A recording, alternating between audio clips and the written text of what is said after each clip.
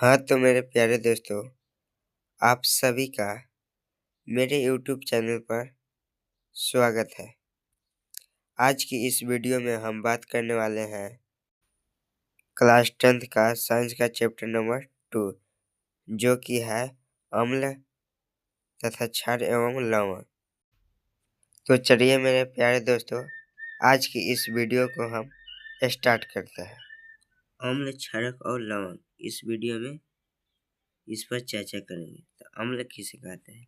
तो देखिए दोस्तों, इंग्लिश में एसिड कहते हैं। ठीक है दोस्तों।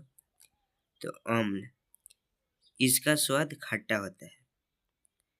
जब इसे खाते हैं तो हमें खट्टा लगता है, यानी इसका स्वाद खट्टा होता है।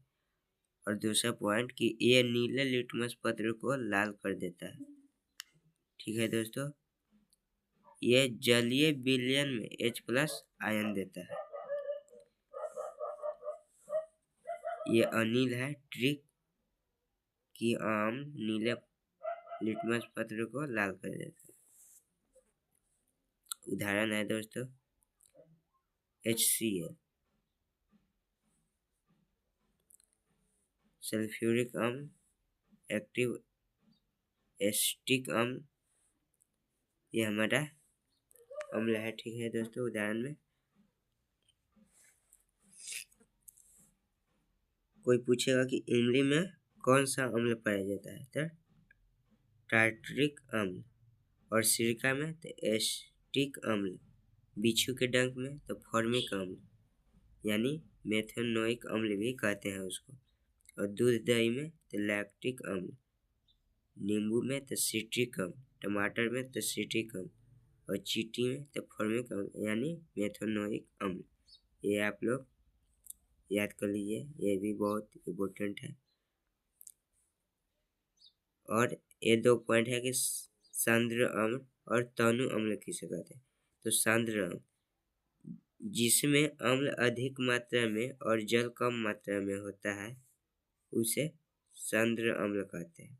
और तनु अम्ल, जिसमें अम्ल कम मात्रा में तथा जल अधिक मात्रा में पाया जाता है, उसे तनु अम्ल कहते हैं, यानी अपोजिट। ठीक है।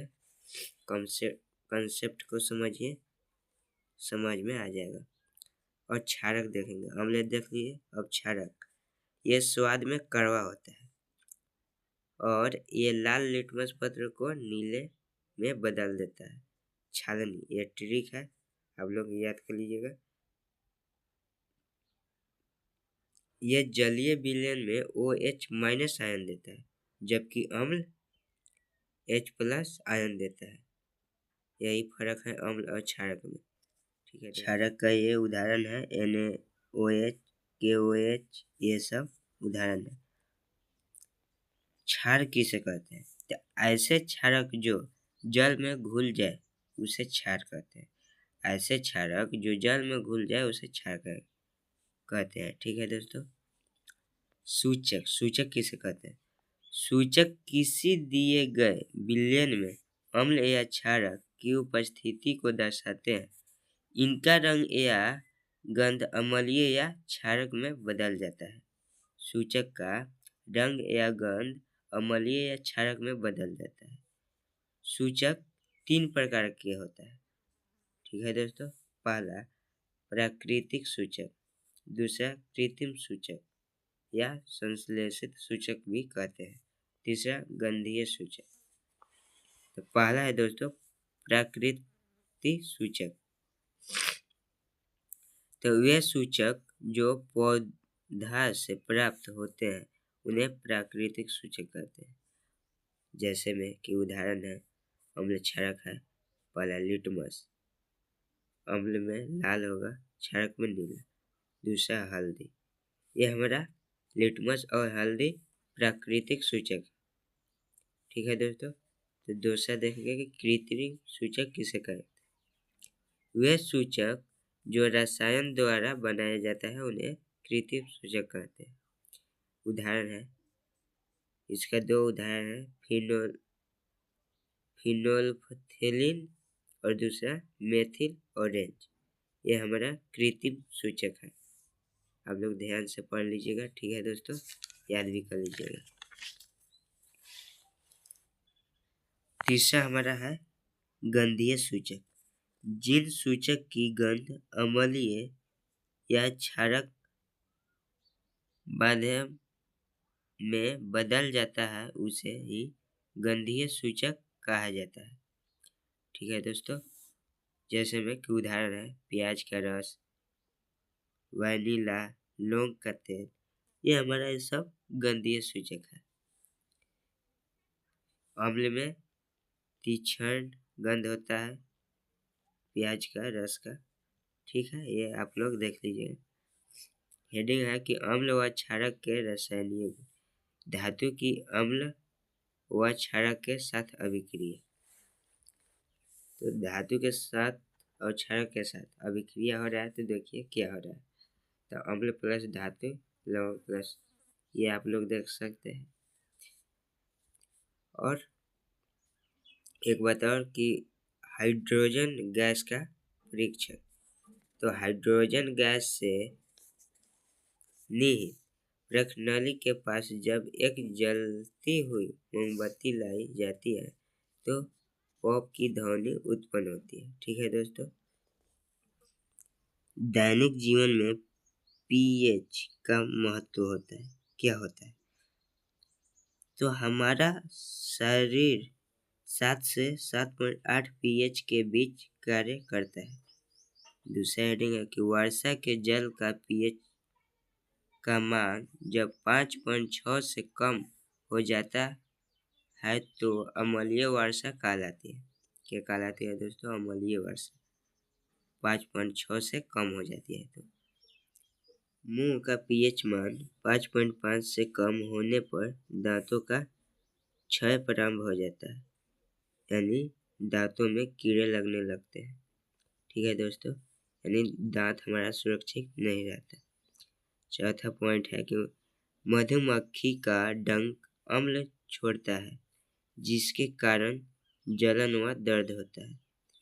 जब मधुमक्खी हमें डंक मारती है तो ये एक अम्ल छोड़ता है जिसके कारण हमें जलन दर्द होता है।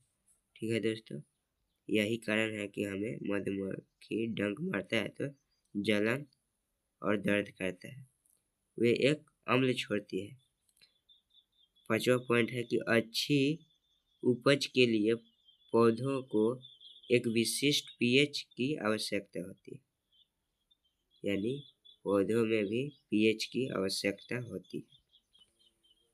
हमें इतना समझ में आया? ठीक है, अगला हेडिंग लवण। तो अम्ल प्लस क्षारक, लवण प्लस जल। तो लवण से रसायनों का निर्माण।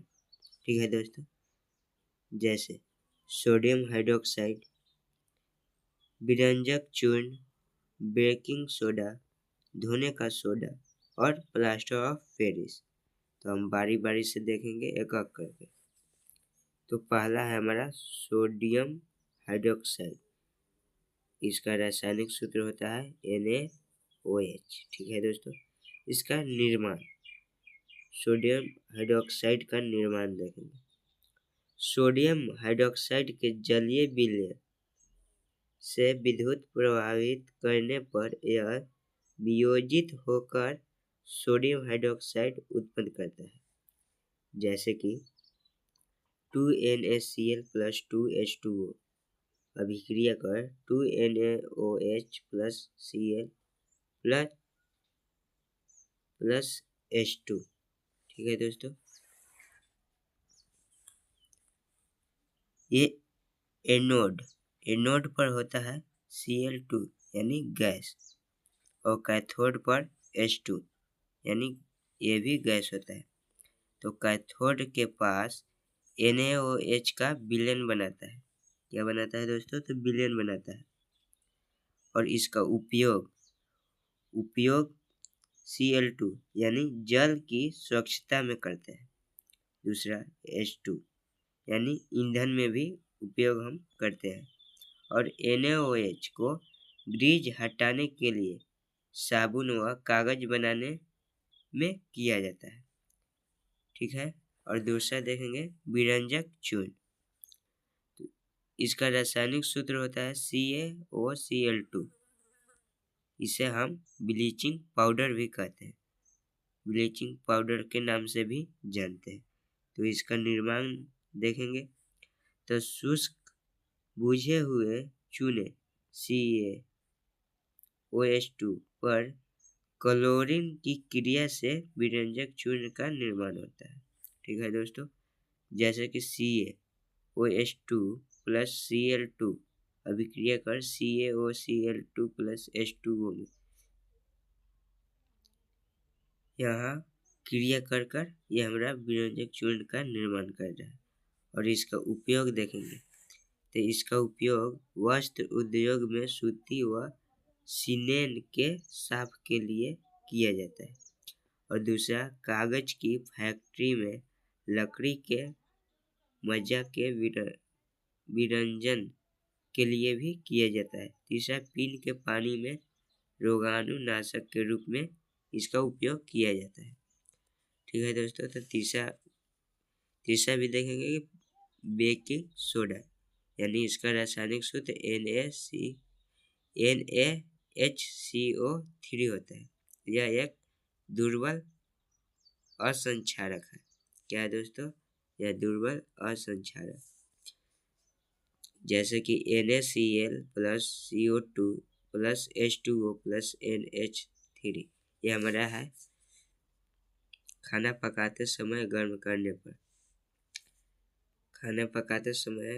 करने पर यह हमारा निकलता है। इसका उपयोग पहला बेकिंग पाउडर बनाने के बेकिंग सोडा प्लस स्ट्रैटिकम बेकिंग पाउडर बनाने में किया जाता है। ठीक है दोस्तों,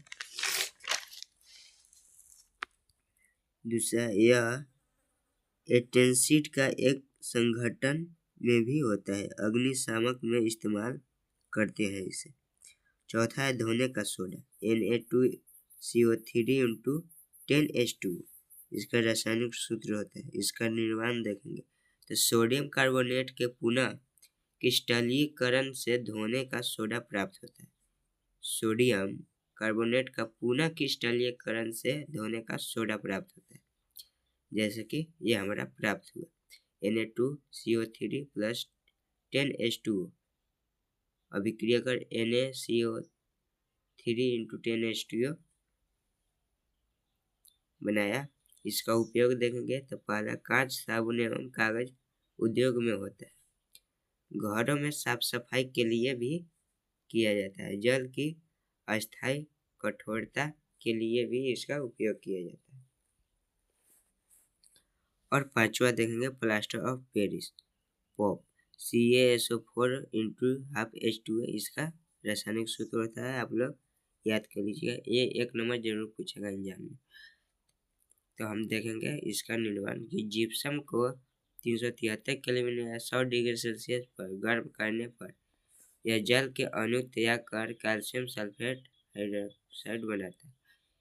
इस सफेद चूर्ण को जल में मिलने पर यह फिर से जिप्सम बन जाता है, जैसे कि ये हमारा उदाहरण में दिख रहा है। इसका उपयोग दोस्तों, इसका उपयोग देखेंगे कि टूटी हुई हड्डियों को सही जगह पर स्थित करने के लिए प्लास्टर ऑफ पेरिस का उपयोग करते हैं। दूसरा कि खिलौने तथा सजावट का सामान बनाने में भी किया जाता है। तीसरा, दीवार की सतह चिकना बनाने के लिए भी इसका उपयोग करते हैं। और है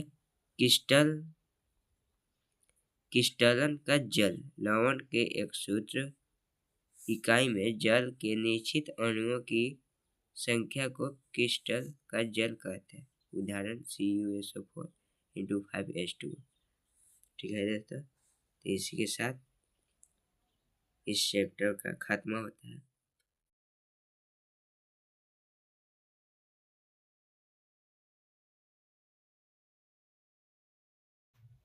हाँ, तो मेरे प्यारे दोस्तों, आई होप कि मेरी वीडियो आप लोग को पसंद आया होगा। तो प्लीज़ एक लाइक, सब्सक्राइब और कमेंट जरूर कीजिएगा। तो चलिए